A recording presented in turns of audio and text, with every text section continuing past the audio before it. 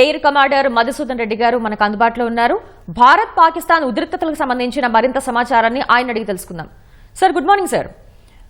నిన్న పాకిస్తాన్ సరిహద్దు ప్రాంతాల మీద జమ్మూ కానివ్వండి, రాజస్థాన్ అలాగే పంజాబ్ ఈ సరిహద్దు ప్రాంతాల మీద 2 నుంచి 3 గంటల పాటు సుమారు దాడులు జరపడం జరిగింది. ఈ పాకిస్తాన్ దాడుల్ని భారత్ ఏ విధంగా తిప్పికొట్టగలిగింది? దాడులు జరిపిందంటే దాడులు చేసే ప్రయత్నం చేశారు మేడం. వాళ్ళు పాకిస్తాన్ వైపు నుంచి ఈ మేజర్ ఎయిర్ బేసెస్ ఏవైతే ఉన్నాయో వాటి మీద అటాక్ చేయడానికి ప్రయత్నం చేశారు. మేజర్ ఆర్మీ ఇన్స్టాలేషన్స్ ఏ ఉన్నాయో అటాక్ చేయడానికి ప్రయత్నం చేశారు. అటువైపు నుంచి మిజైల్స్, డ్రోన్స్ ప్రయోగించారు. వాటిని ఎదుర్కొనే వెపన్ సిస్టమ్ మన దగ్గర ఉన్నాయి, డిప్లాయ్ చేసి రెడీగా ఉన్నాము. We're expecting some action like this వస్తుందని మనం ఎక్స్పెక్ట్ చేసాం ఆల్రెడీ. అకార్డింగ్లీ ట్యాకిల్ చేసామండి. all 8 weapon systems, all 8 missiles have been destroyed in the air without any problem. Sir, ముఖ్యంగా పాకిస్తాన్ ఈ దాడుల ప్రకారం వేటిని టార్గెట్ చేసిందండి? మిలిటరీ ఇన్స్టాలేషన్స్ అని నేను అనుకుంటున్నాను.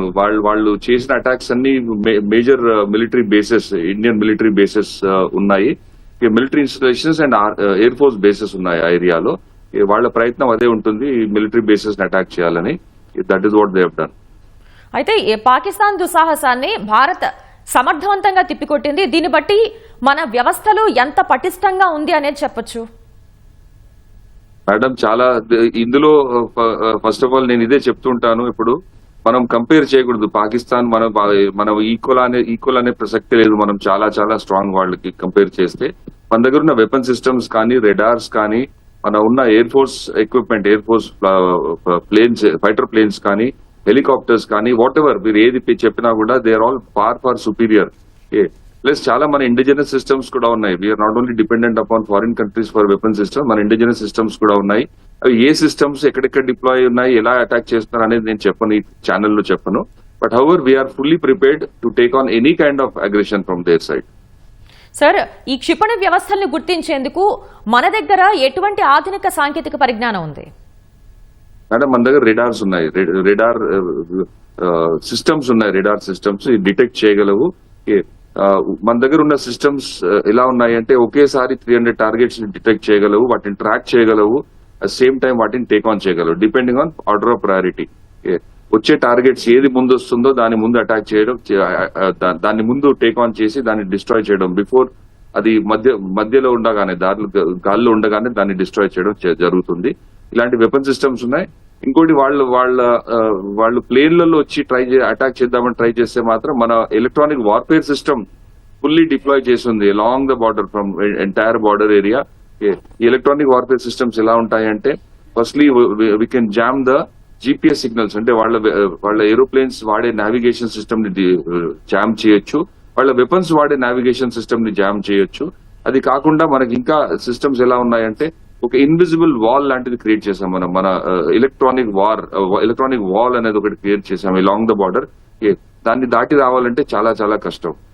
Detect well on time detect చేస్తాము. డిటెక్ట్ చేసిన తర్వాత దాన్ని ఎలా ట్యాకిల్ చేయాలి, ఏ వెపన్ సిస్టమ్ అసైన్ చేయాలనేది అసైన్ చేసేసి టేక్ ఆన్ చేస్తాం. సరే, క్షిపణుల కంటే కూడా డ్రోన్లు చాలా చిల్లవిగా ఉంటాయి. అయితే ఇందాక మీరు చెప్పారు కదా సార్, గాల్లో ఉండగానే కాల్పులు జరుపుతారని. అయితే దాడి కంటే ముందే వాటిని ఏ విధంగా పసిగట్టి కూల్చగలమంటారు? మేడం, ఈ పసిగట్టడానికి మన దగ్గర ఉన్న వేరియస్ టైప్స్ ఆఫ్ రెడార్స్ ఉన్నాయి, డిఫరెంట్ కైండ్స్ ఆఫ్ రెడార్స్ ఉన్నాయి. అది కాకుండా మన air Born early warning system ని కూడా యూజ్ చేయొచ్చు. ఈ రెడార్స్ ఉన్నాయి ఓన్లీ ఎయిర్ ఫోర్స్ దగ్గర కాదు, ఆర్మీ దగ్గర కూడా ఉన్నాయి. It is joint operation. Army, navy, air force army and air force కలిసి చేసే ఆపరేషన్ ఇది. వాళ్ళు ఏమైనా డిటెక్ట్ చేస్తే ఇమ్మీడియట్ గా ఏదైతే nearest weapon system and most suitable weapon system ఉంటుందో దానికి ఇన్ఫర్మేషన్ వెళ్ళిపోతుంది. This is called network and it is all network. Entire system is network. ఏది డిటెక్ట్ అయినా కూడా enemy system, any air Born system detect అవగానే immediate గా information వెళ్ళిపోతుంది to the nearest weapon system to take on that particular target. అయితే sir, నిన్న జరిపిన దాడుల్లో మొత్తంగా ఒక 50 డ్రోన్లను కూల్చింది భారత్. అయితే ఇంత దెబ్బతిన్న తర్వాత అయినా పాకిస్తాన్ వైఖరిలో ఏమైనా మార్పు వస్తుందంటారా?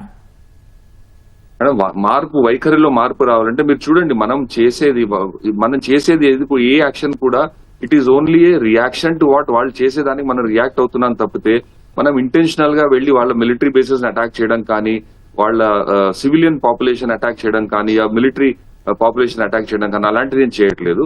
వాళ్ళు చేసేది ఏంటంటే మన ఇన్నోసెంట్ సివిలియన్స్ ని they are taking on innocent civilians. Border లో చూడండి, క్రాస్ బార్డర్ ఫైరింగ్, వాళ్ళు షెల్లింగ్ స్టార్ట్ చేశారు. They are attacking our villages in India.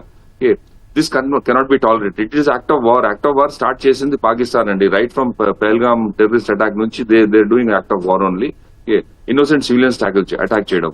మనం చేసేది ఏంటంటే వాళ్ళు చేసిన ప్రతి యాక్షన్ కి ప్రతీకార చర్య తప్పితే ఇది ప్రతీకారం కాదు. మనం అటాక్ చేయంటే వాళ్ళు ప్రతి చర్య తప్పితే ప్రతీకార చర్య కాదండి. వాళ్ళ దగ్గర మనం వెళ్లి వాళ్ళ వెపన్ సిస్టమ్స్ కానీ రేడార్స్ కానీ డిస్ట్రాయ్ చేయడం ఎందుకంటే వాళ్ళ కేపబిలిటీ, వాళ్ళ వెపన్ సిస్టమ్స్ కానీ వాళ్ళ ఏరోప్లేన్స్ కానీ లాంచ్ చేసే కేపబిలిటీ తగ్గిపోతుంది. వాళ్ళకి ఓవరాల్ ఫైటింగ్ కేపబిలిటీ తగ్గిపోతుంది మనం తీసుకునే యాక్షన్ ద్వారా. సార్, సరిహద్దుల్లో కూడా ఈ పాకిస్తాన్ భారీగా గత కొద్ది రోజుల నుంచి మనం చూస్తున్నాం కాల్పుల విరమణ ఉల్లంఘనకు పాల్పడుతోంది. ఈ విషయంలో ఎటువంటి బుద్ధి చెప్పొచ్చు అంటారు?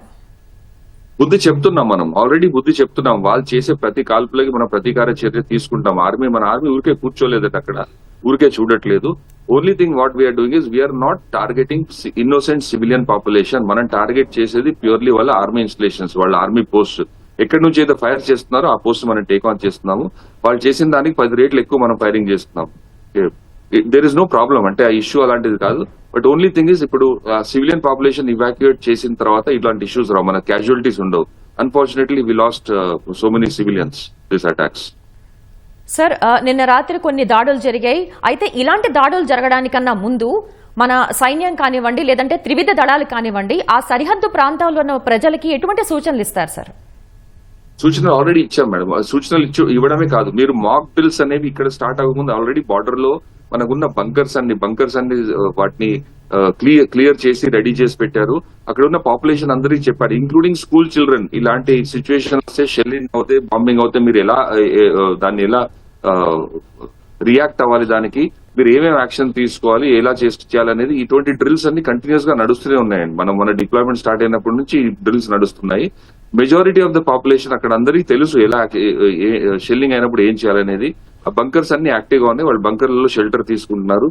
ఓన్లీ ప్రాబ్లం ఏంటంటే ఇళ్లలో ఉన్న పాపులేషన్, వాళ్ళు బంకర్స్ లోకి వెళ్ళని వాళ్ళు, అలాంటి వాళ్ళు టార్గెట్ అవుతున్నారు. అది తప్పితే we're fully prepared to take on any kind of target, any kind of attack. Right sir, ధన్యవాదాలు సార్ మధుసూదన్ రెడ్డి గారు.